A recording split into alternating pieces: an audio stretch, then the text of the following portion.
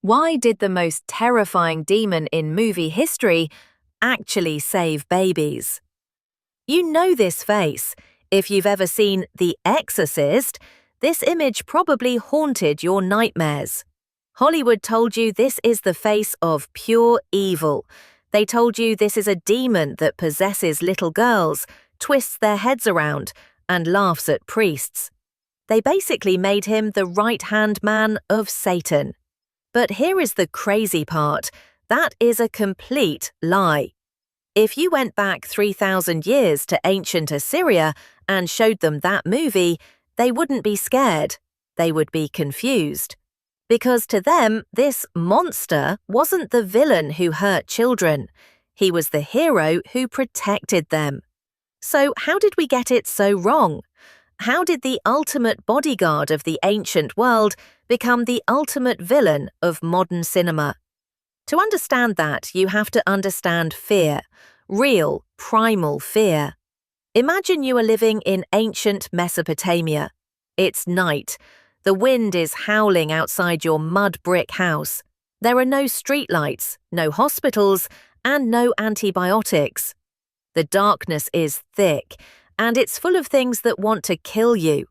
But the scariest thing isn't a lion or a bandit, it's something you can't see. It's something that creeps into the nursery when the oil lamp burns low. They called her Lamashtu. We need to talk about her because you can't understand Pazuzu without understanding the monster he was hired to fight. Lamashtu was the boogeyman of the ancient world, but worse. She wasn't a god, and she wasn't exactly a demon in the normal sense. She was a divine mistake. A daughter of the sky god who was cast out because she was just too malicious. The texts describe her as having the head of a lion, the teeth of a donkey, and hairy, dirty hands with long fingernails. And her favorite food?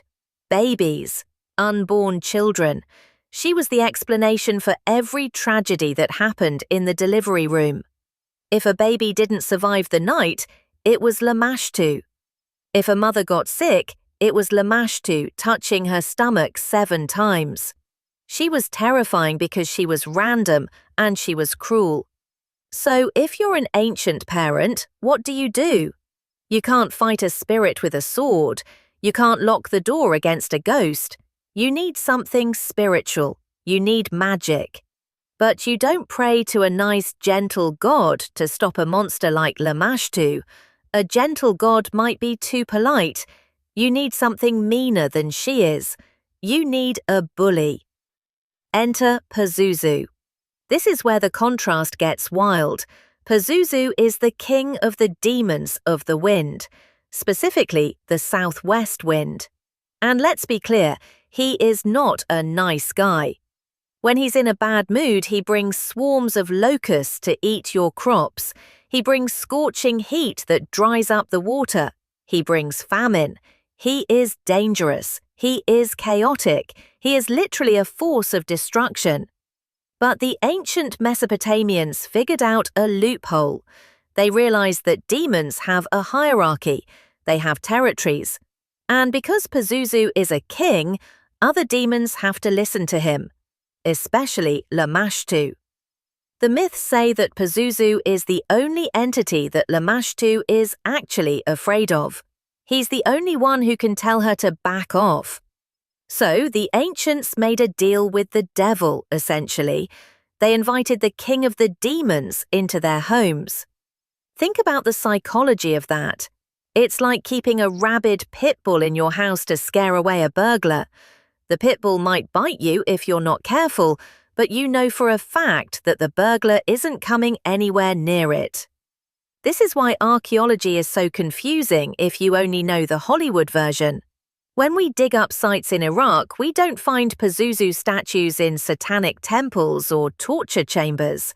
We find them in nurseries. We find them carved onto the back of headboards on baby cribs. We find thousands of little bronze heads, tiny amulets with his ugly face on them, worn around the necks of pregnant women. And his appearance is important. He is ugly on purpose. Let's look at him closely. The movie showed you the face, but the full body is a nightmare mashup. He has the head of a dog or a lion. He has bulging, intense eyes. He has the wings of an eagle because he controls the wind. He has the talons of a bird of prey for feet, and on his hands he has claws. Oh, and there is one detail the movie definitely left out, and most museums try to hide in the shadows. In almost all the statues, Pazuzu has an erect phallus, and usually the head of the phallus is a snake. It's intense imagery, it's aggressive. But that aggression is the point. He is flashing his power. He is screaming at the darkness, "I am the boss here." There is a specific incantation written on some of these statues. It's written in the first person, as if Pazuzu himself is speaking through the statue. It says, "I am Pazuzu, son of Hanbi, king of the evil wind demons. I ascended the mighty mountain that quaked, and the winds that I ran against were headed west. One by one, I broke their wings." He is bragging. He is saying, "I broke the wings of the other winds. I am the strongest thing in the room." Now, here is where the story twists, and we see just how backwards the modern version is. In The Exorcist, the priest finds a statue of Pazuzu in the desert, and it's treated as this ominous sign of doom. The movie implies that digging him up unleashed the evil. But in reality, digging him up was the best thing that could happen to you. If you found a Pazuzu head in the desert in 700 BC, you wouldn't scream. You would pick it up, dust it off, and say, "Thank the gods, I found a lucky charm." There are even rituals where people would make a clay doll of Lamashtu, the baby killer, and then put a clay doll of Pazuzu standing on top of her, physically pinning her down. They would bury these dolls under the floor of the bedroom. It was a permanent spiritual wrestling match happening right under your feet while you slept. He was the shield. He was the bouncer at the club of the spirit world. So when Hollywood needed a face for their ultimate villain, they picked the one guy who was actually trying to help. They looked at his scary face and assumed ugly equals evil. They didn't understand the concept of Apotropaic Magic. That's a fancy word historians use, but it basically means magic that turns away evil. It's the idea that you use a scary face to scare away bad luck. It's why gargoyles are on churches. They aren't demons attacking the church, they are monsters scaring the devil away from the church. Pazuzu is the grandfather of the gargoyle, but in the 1970s, nobody cared about nuance. They just saw a dog-faced demon with wings and said, "Yeah, that looks like something that would hate priests." The tragedy is that Pazuzu has been slandered. For 3,000 years, he was the only thing standing between a terrified mother and the loss of her child. He was a force of chaos harnessed for good. It makes you wonder about the nature of good and evil, doesn't it? In the ancient world, good didn't always mean nice. Sometimes good meant strong. Sometimes good meant having a monster on your side. They understood that the world was a violent, dangerous place, and you couldn't survive it by being passive. You needed teeth. You needed claws. We like to think we are so different from them. We rely on science and medicine now, not demon amulets. But the fear is the same. The fear of the unknown. The fear of something happening to the people we love that we can't stop. The Assyrians just had a very direct way of dealing with it. They didn't hide from the darkness. They made a deal with the king of it. So the next time you see that famous face, snarling, eyes bulging, looking like a nightmare, don't look away.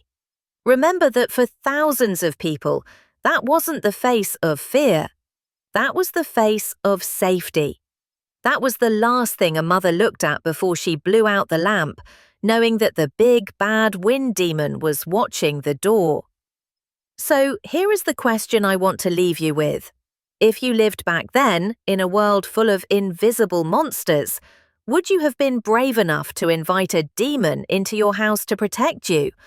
Or would you have taken your chances with the dark? Let me know what you would have done in the comments below.